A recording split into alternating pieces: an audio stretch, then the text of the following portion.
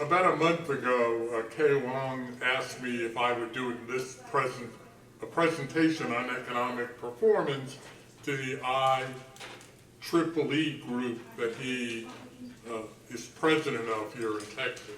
And I thought, oh, cool, I'd like dealing with numbers, and classes start next week, so I put together this presentation, and I thought I would repeat it, or at least offer it here, because I thought it was pretty informative. So let's look first at the U.S. economy, where it is today. In this chart, the green line shows something called potential GDP. Potential GDP is how much the economy could produce if all its resources, all its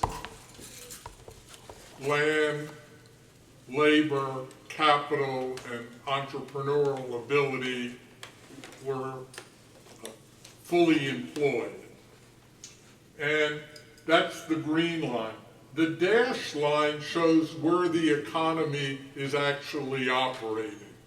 And I hope, and I've sent all of you the PDF file to your email addresses, so you should be able to download it.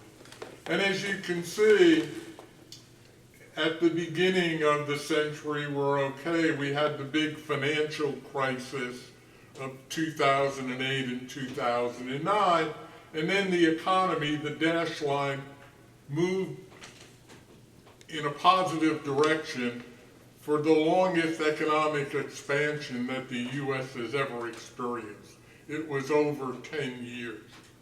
And you can see, just before COVID hit, the economy was at full employment.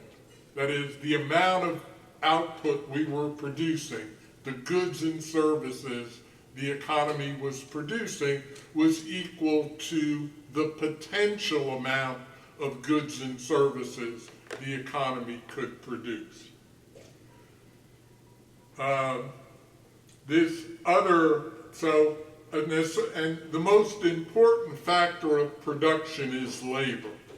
And so this red line shows the unemployment rate, and that is what the rate would be if the economy was operating at its potential.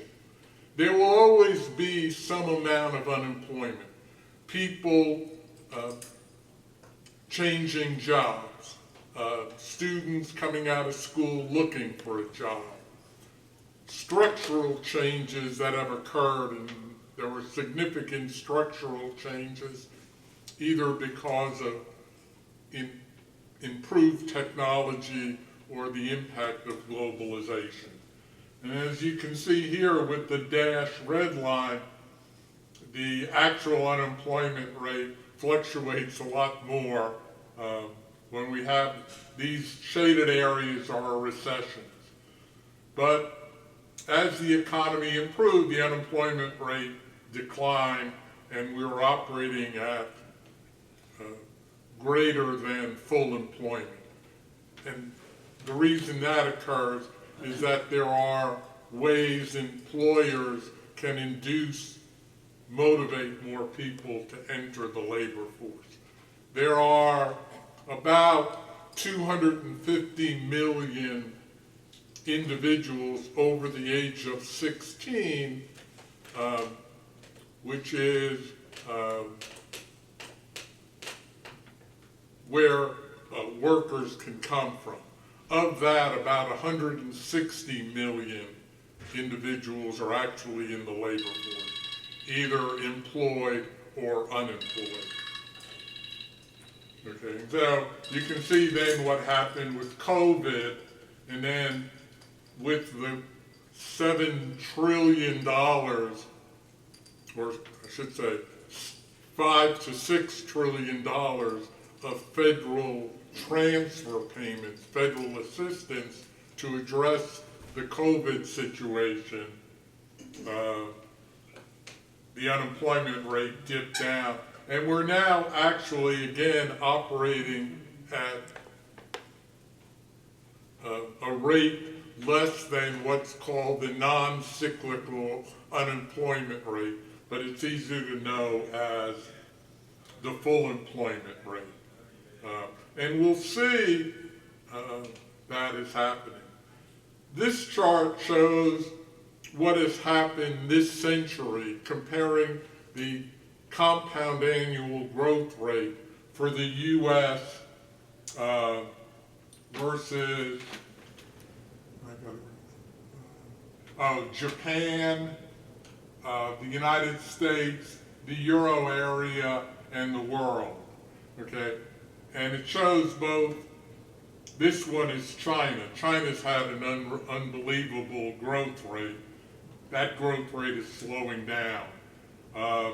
But what's interesting, except for the world, the U.S. has had a greater increase in its population than either China, Japan, or the European area. China is actually losing people. Their population is actually declining, and India now is recognized as the country with the largest population.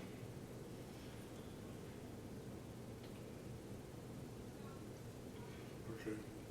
And this goes from generally our lifespan from 1948 to 2023. And the line is, this shows the annual average growth rate, and the red line shows the trend. And what do you notice about the trend? Well, it's negative.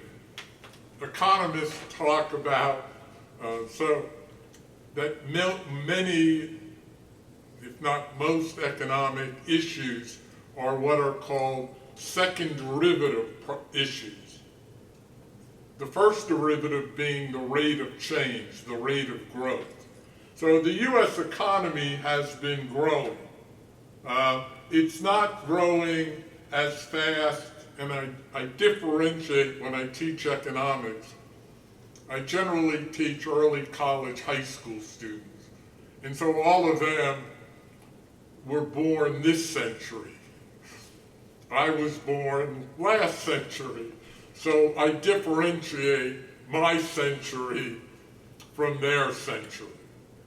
In our century, the average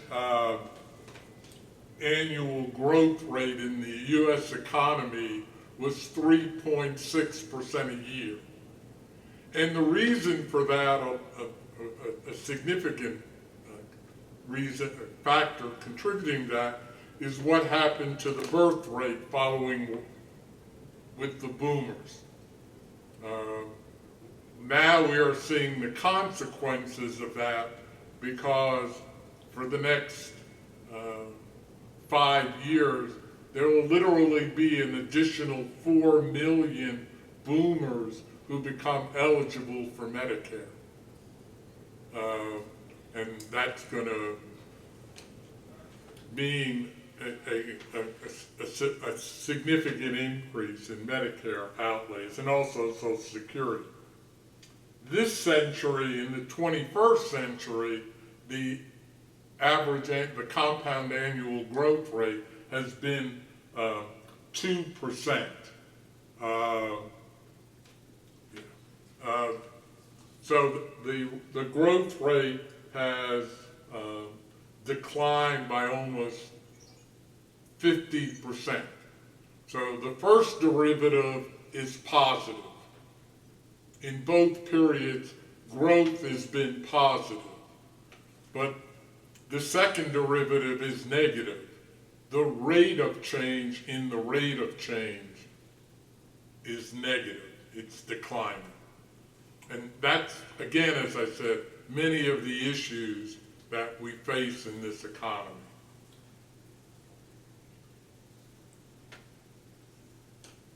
Okay. And You know, everyone's talking about which president did what and which one did not. Well, it turns out, if one looks, the best president was Lyndon Johnson, and then actually Harry Truman. Reagan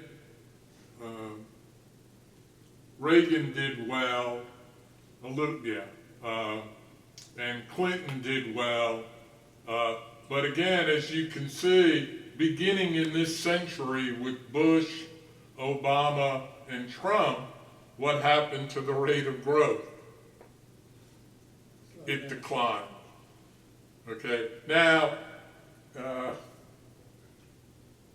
under Trump, it increased pretty substantially. But again, the reason why it increased so substantially was because of the $5 to $6 trillion in government expenditures that occur to address COVID. Trump has the lowest in that chart.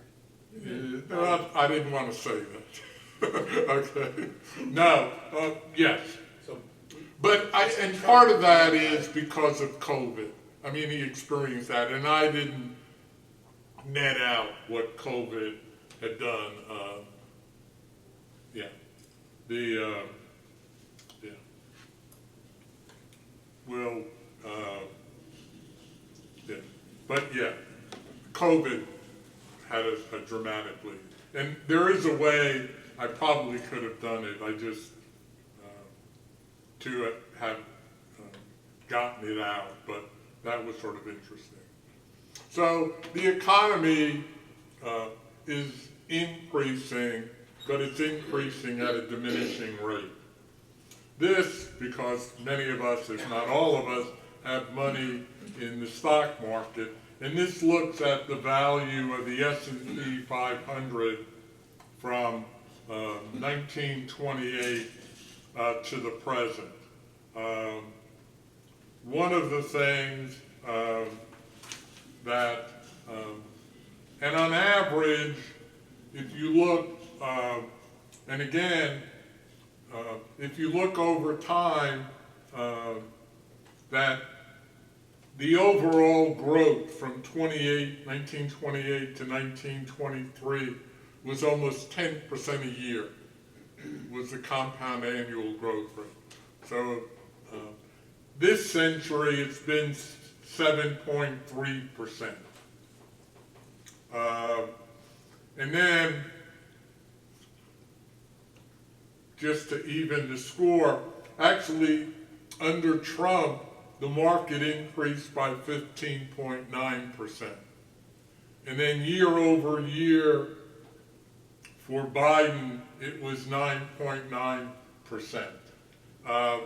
However, what has happened to the market so far this year? Well, I think it's gone up 20%. So that would change the 9.9%. Okay, so what are the reasons for this decline in our economy?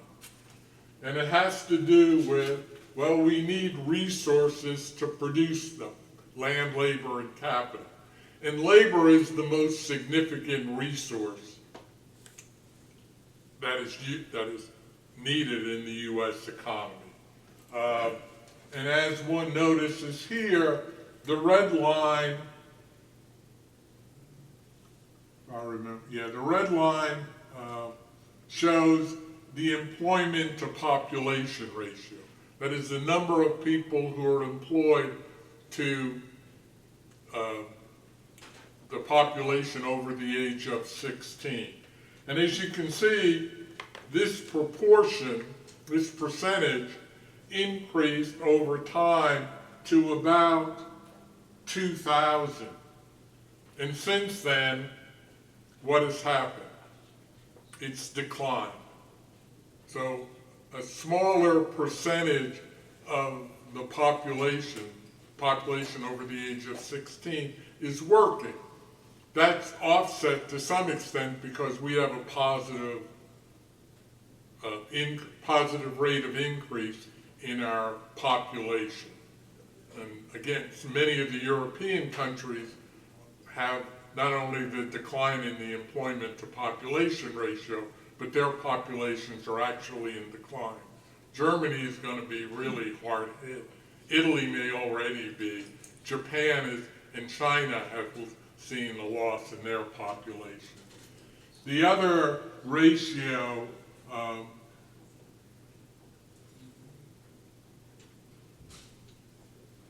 is the rate of growth, the green line, in the working age population. The population 15 to 64. And again, what do you see happening to that increase? It's declining. And then the third way we can get more work done is people working more hours.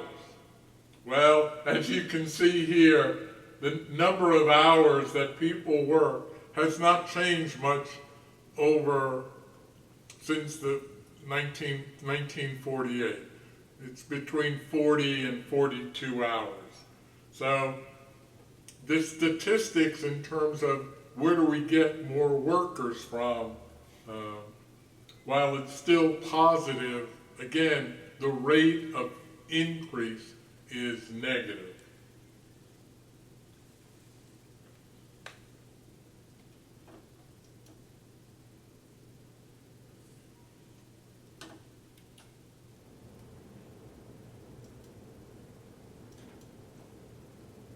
Okay. And then again, a second chart shows this chart shows, so either you can get more workers or the productivity of the workforce can increase. And again, if you look, the blue line shows the rate of increase in productivity, and the red column shows the rate of increase in the civilian labor force. And again, both of these measures have declined. Productivity by about 20%. People this century are 20% less productive than when we were in the workforce.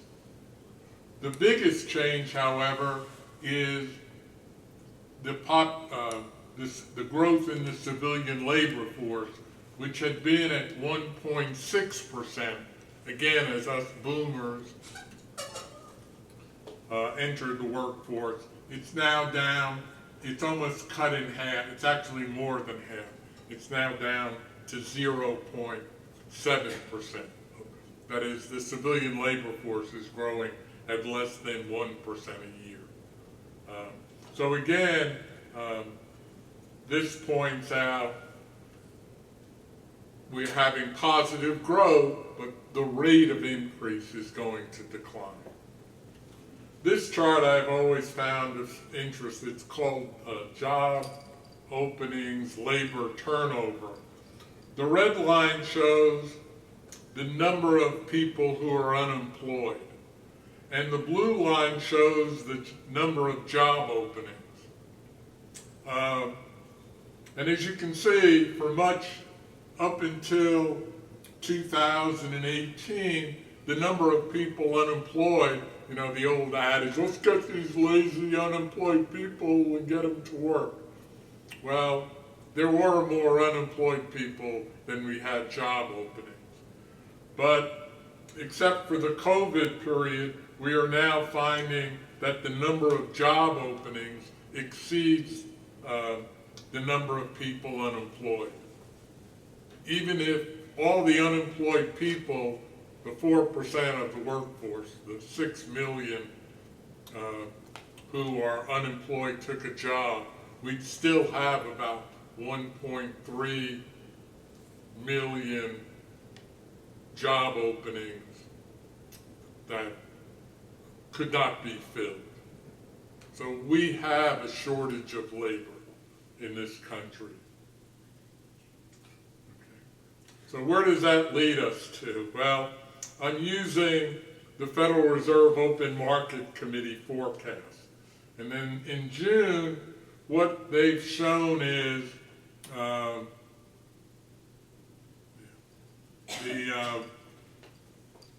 the real rate. Okay, the blue line is the rate of growth in real GDP. And as you can see, it's staying around the 2%. Unless there is some dramatic increase in our population or in productivity. And I am a big advocate, as many of you, if not all of you know, of AI. I think AI could be a real benefit to organizations, businesses, and also to you and I as individuals. Unfortunately, my son, who oversees a number of factories, says to me, "Dad, you're full of fill in the blank." That there are very few examples, and none in his thing. They have tried using it, but he has not come across ways that implementing AI, has shown a marked change in what has transpired, or quote, has made money, that its return on investment or net present value so far has been positive. I explained to him, well, you got a lot of stupid businessmen out there. They're not all as smart as your father. So, and that's what his reaction was also. And after he got off the floor, I had to buy him dinner. So the economy, it appears, and most economic forecasts are showing the same thing, 2.5% growth. The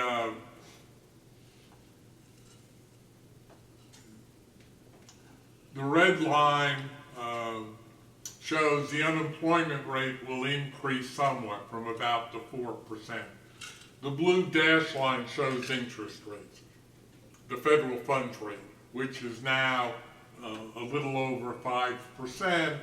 It appears to be headed downward. This forecast is through 2026 will be cut from 5 to 3%, which at least everyone seems to think will herald in economic growth. Let me make some comment on what I call our presidential candidates and their economic plans, not the swiftest. Now, both former President Trump and Vice President Harris went to I'm a UT grad, but one would have to consider Berkeley, where my grandson is going, and the Wharton School of Business to be a little bit better than UT in terms of academic rankings. And I would assume that in their undergraduate courses, they all took a Principles of Economics class. And underlying any Principles of Economics class is the concept of supply and demand. And that there is an inverse relationship between the price of something and the quantity demanded of something, ceteris paribus.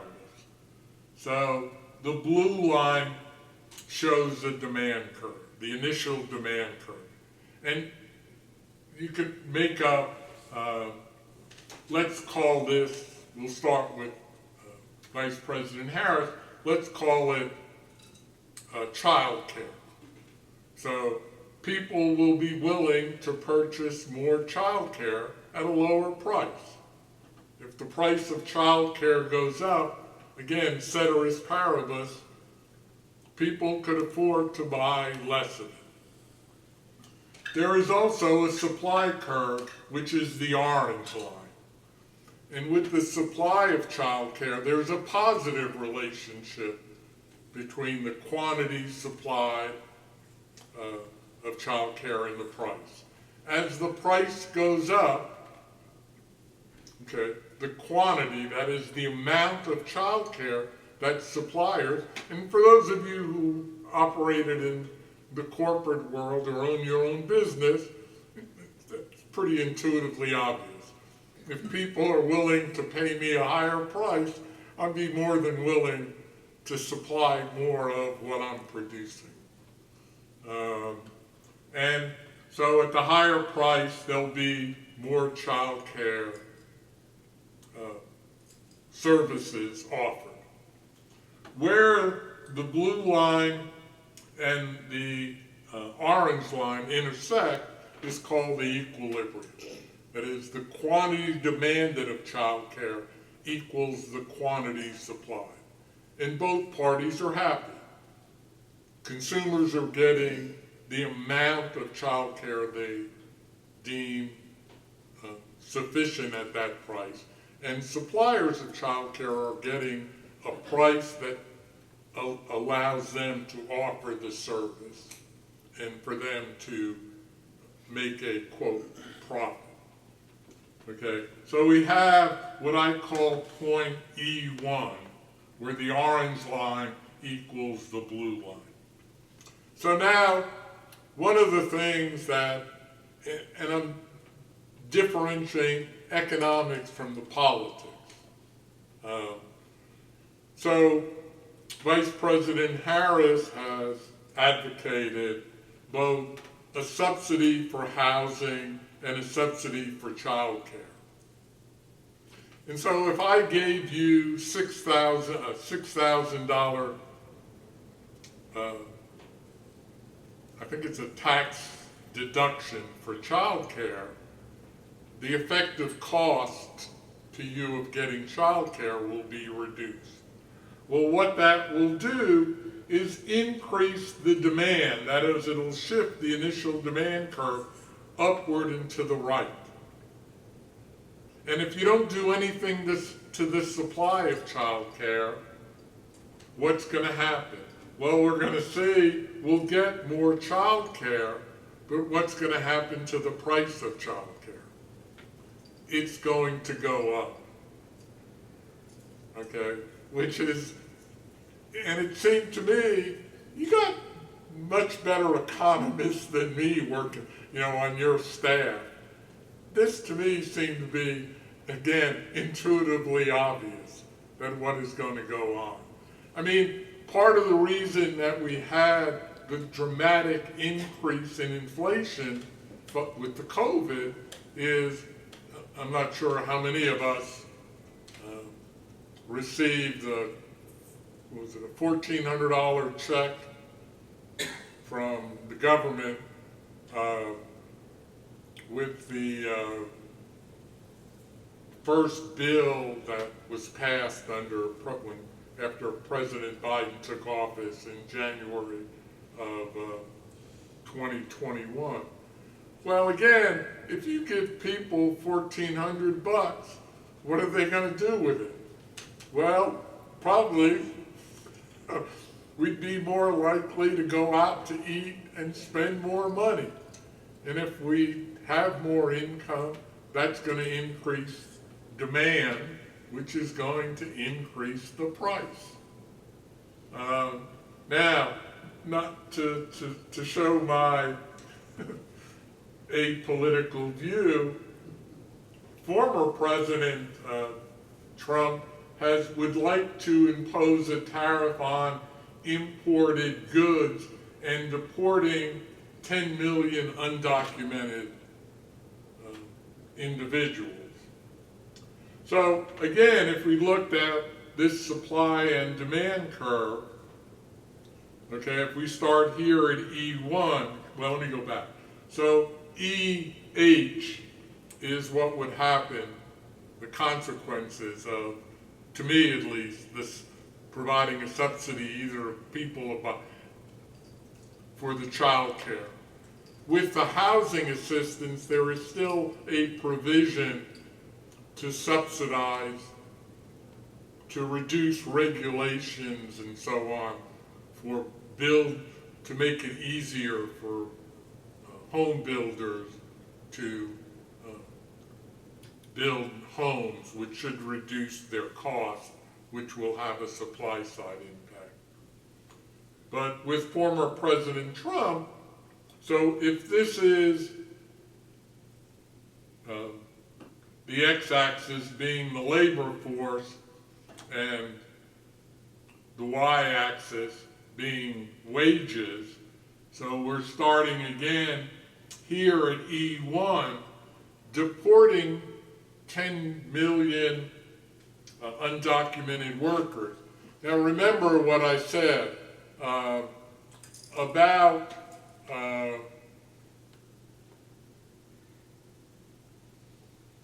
of our population of 330 million, 250 million, or about 75%, are over the age of 16. If you divided 25 by 33, it approximates 75%. And then of that 75%, 60% are in the labor force. So assuming that the undocumented workers, and this is probably not a very good assumption, reflects the overall population. I think most undocumented individuals are probably over the age of 16. So let me use that. So if you have 10 million people over the age of 16 and 60% of them work, if you got rid of 10 million undocumented workers, undocumented individuals, how many workers would go bye-bye? Well, 60% of 10 million is 6 million workers. So the supply of workers would decrease. And if you had fewer workers, the orange line would shift up. I think this was supposed to be a purple line, would shift inward and to the left, and then moving along the existing demand for labor, we would see the ultimate result would be higher wages and fewer workers. If you have fewer workers, what's going to happen to economic growth? Negative. Yes, you would assume it would have a negative impact on economic growth. So for me, I am not overly enamored with some of the proposals that either of the president has. But again, looking at, the other thing, just because there's, Moody's wrote up a big piece on the impact of the tariffs, which actually President Biden kept in place when he took office, the Trump tariffs on Chinese imports. Trump wants to increase the tariffs and campaigning on, well, if we impose a tariff, and imposing a tariff is like imposing a sales tax. You know, and his thing, and he goes on, is about the Chinese are going to pay for it. And again, Wharton gave you a degree. I would hope that they will quickly issue a recall. Okay, but if this is Chinese goods, and again, if we're at E1, imposing a 10% tariff will raise the price of all the imports by 10%, reducing the supply, which will ultimately raise the price for those of us who buy Chinese goods that are produced in China. Now certain companies, Apple sort of got exempted from the initial Trump tariff imposition. And I assume there'll be political favors associated with what happens. To me, at least if I were king or an economic advisor, my thing is, I'll use my favorite Yiddish word, it would be to say, hey, schmuckos, okay, if you want to better the world and better U.S., the economy as a whole, what we need to do is develop ways of trade that benefit both parties. Okay? Tariffs benefit no one. One of the reasons is, what is China now doing? Well, Chinese firms are building factories in Mexico. And so we'll more easily be able to transfer goods overseas. My son's company a couple of years ago bought another company who had a factory in Juarez. And at least a number of companies that they supply products with, because of the supply chain issue, now are willing to pay a slight premium to get the goods out of Mexico or out of Costa Rica. But there still is, and again, for those of you who operated businesses or worked in large corporations, the objective of any business is either maximize profit or increase stockholder wealth. And you don't do that by paying a higher price for your cost of materials, or now what is called cost of sales. So, myself, as I am irrespective of which candidate is elected, it appears our economy will continue to grow. It'll grow at a slower rate than what we experienced in our heyday, okay? But we'll still have positive growth. And it appears that inflation is coming down, but what one has to remember is in essence that if you look at the inflation rate, which is the rate of change in the consumer price index, that number is positive.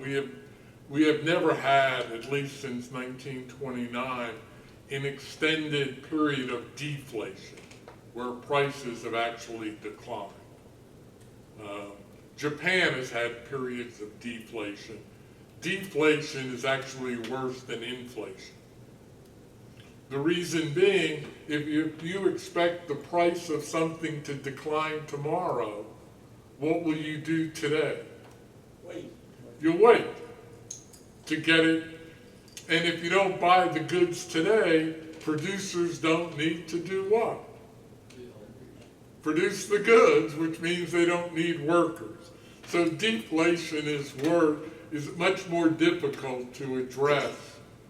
And that's part of the reason Japan has literally suffered 2 decades. In the chart I showed, which looked at the rate of increase, China's growth rate was 0.6% a year over this century, which was the lowest, at least among the US and the EU. And part of that was because of this financial crisis they had and the deflationary experience that they've had a couple of times over this century. So again, I am my usual optimistic self. I think it will be difficult for either of the candidates, irrespective of what they're espousing now, to have many change. To go back to inflation. So inflation is the rate of change in prices. So we were seeing, I think it may have gotten, I don't think it got into the year over year, ever got to a double-digit increase. But it's now down to 3, I think it hit 2.9 or 3% last month. So the rate of change in the inflation rate is declining, and the Fed is happy when just prices increase by 2.5%. So there are some expectations that in their meeting next month, they'll make some effort to reduce the federal funds rate. And that then will bring about a political reaction.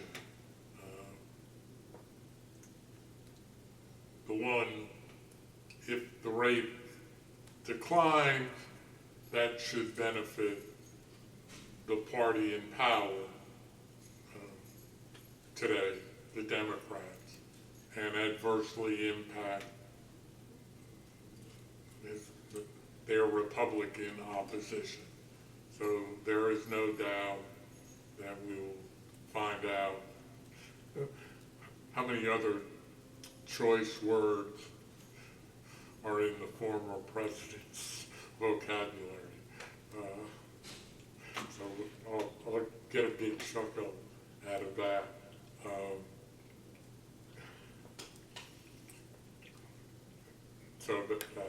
Are there any questions, clarifications? Yes. What about the several $1 trillion indebtedness? Will we be able to grow out of that, or will it ever be paid off, or No. just a Ponzi scheme?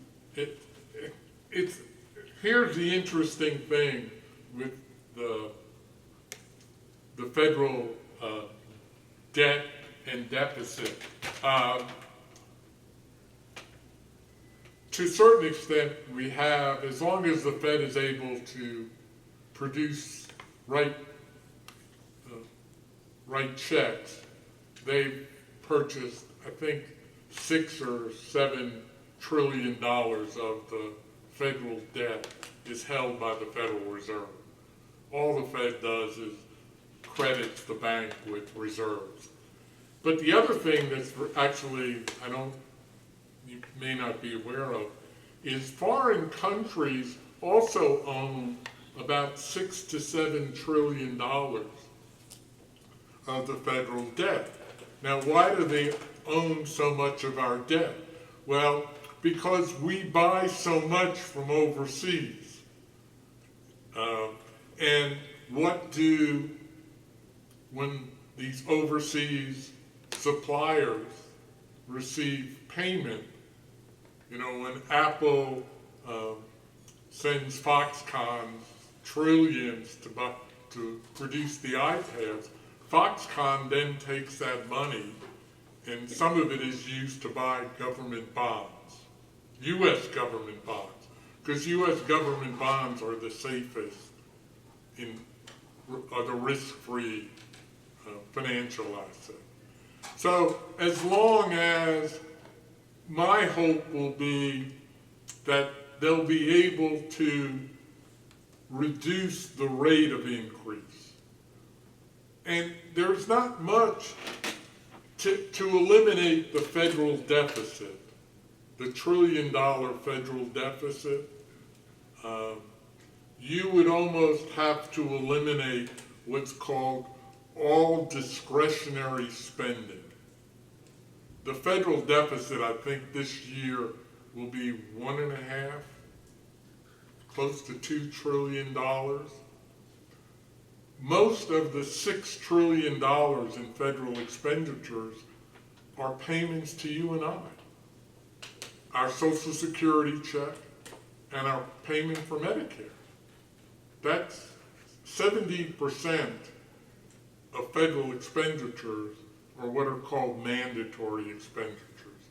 So you'd have to, so what one would hope, but which has not, probably since Bill Clinton and George Bush ran surpluses, and then we had 9/11, and so, but if they could reduce the rate of increase, slow down the rate of increase in the federal deficit, to reduce the rate of increase in the debt. Countries are willing, and savers are more than happy to buy government bonds. In fact, you know, when many of us retired, what did your financial advisor say? Purchase bonds. Hank, does that address your? No. No, if it didn't, please. Well, it really doesn't answer the question, I won't say, are we gonna be able to? Can you speak louder? Oh, are we able to pay off the debt? Yeah. The answer is no. And the reason is there's no reason to have to pay it off. So as long as we can print But- bonds and sell them, Yes. somebody still believes we're a good investment. Yes, and we are. We are the world's premier economy. You know, people fear that China was going to overtake us. That doesn't look like the case. Okay? So I don't have the concern. I have a concern if the rate of increase in the deficit increases. If we can bring it down, that the rate of increase decreases, that would be the goal I would try to achieve. Hank? Yeah, I heard from many sectors that the Fed's goal is to keep it down to the percentage it is outdated. That what they're trying to achieve is too low and doesn't make sense for where we are now, where the economy's going. I wanted to get your thoughts on that. You're talking about the rate of inflation. Yes. And there's a good point. I haven't seen, and just because I haven't looked into it, is because of the structure of the economy changed so much that that a higher rate of inflation. And again, you know, going back to imposing tariffs, you know, if you think we import $6 trillion a year, $5 or $6 trillion. We export $4 trillion. I should have brought my cheat sheet. Okay, but one of the things you have to remember about imports of goods, Apple doesn't buy iPads from Foxconn to leave them in a warehouse in Silicon Valley. What does it want to do with that iPad? It wants to sell it. Okay? And Apple's profit margin, how many of us own Apple stock? Okay? And it's done pretty well. Well, the reason it's done pretty well is its gross profit margin is 40%. Okay? How many of you who worked at a corporation or owned your own business had a 40% gross profit margin? Nobody. Okay, you wish you had, and you probably prayed every night and every morning and every lunch is, God, please give me a 40% profit margin. Okay, and so what happens when these goods are imported is that they're ultimately sold to you and I. And so what happens is, indirectly, imports increase our GDP, even though the formal definition of gross domestic product is consumption plus investment plus government plus exports minus imports. So imports reduce GDP, but consumption increases it. So Apple is bringing things in, importing something. If it was $100, they're paying $60 for something. So their imports go up by $60. And how much did you pay for your last iPad? Okay? I mean, I got a deal at Amazon, I think, for an M2 one. So for $350. So Apple paid $250. Imports go up by $250. When I bought it for $350, consumption went up $350. $350 minus $250 is $100. So our GDP actually goes up, because no businessman is going to say to China, oh, we'll pay you $350 so we can sell an iPad to our consumers for $250. Okay? So, to some extent, I wish we as economists weren't so fixated on just the simple definition of GDP and sort of explain that imports may have a positive impact on them. And it's just not Apple. Oh, it's all these, Look yeah. at Amazon, look at Microsoft. Yeah. Look at a lot of the other companies Yeah. that supply them. I mean, That's did the it? direction it's going, not the other way Yeah. around. I mean, again, for those of you who work in corporations or own a business, did you ever, I mean, other than Chris, whatever, but in general, it was not your business's objective to sell your goods for less than the cost of materials or the cost of sales. Okay. On the federal deficit, what about the issue that interest cost is going to, or is crowding yeah. out other expenses? It is expected now that interest expense, I think this fiscal year, will be the second biggest Right. item in the federal budget, second only to the Social Security checks we receive. That is a good point. And no one is willing to sort of bite the bullet. Okay? One, politicians are too fearful of us. One, because many of us make contributions, but even more, what instills even greater fear is our voter participation rate is out of this world compared to younger age groups. So I don't know if many of you recall, in the 1960s, Jack Rostenkowski, who was a very prominent representative from Illinois, and it was the chairman of Ways and Means.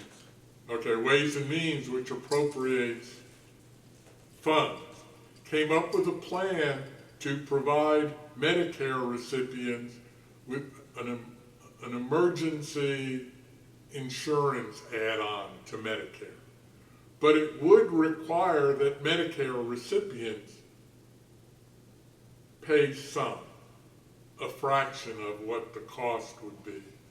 Well, he went to a town hall meeting, and it was interesting. It was not only that, but you saw people like me with canes beating on his car. Okay? They had to sneak him away, and he lost the election. He got clobbered. And after that, no politician will ever go and promote addressing the issues.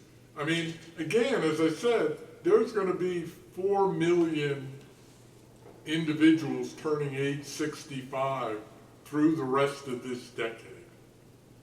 And, you know, our health insurance, you know, we spend on average, I think it's it's $15,000 or $16,000 per individual for health care in this country. You know, the whole thing of how do we provide less expensive health care? Well, the only way you can do it is by reducing payments to the providers. Okay, and again, doctors aren't going to be thrilled with receiving lower Medicare rates, because what they'll say is we're not going to accept Medicare patients. I mean, that's happened. So, yeah, the interest rate thing is becoming an issue. And again, none of the candidates are discussing it. The deficit's like, if we ignore it, it'll go away. That's the politicians' view of it.